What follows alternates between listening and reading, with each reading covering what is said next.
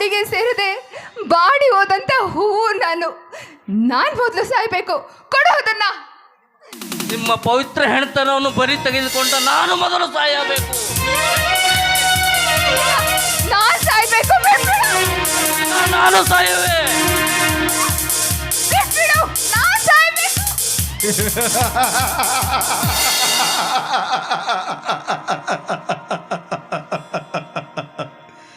ಎಲೋ ಹುಚ್ಚಪ್ಪಗಳಿರ, ಯಾರು ನೀನು?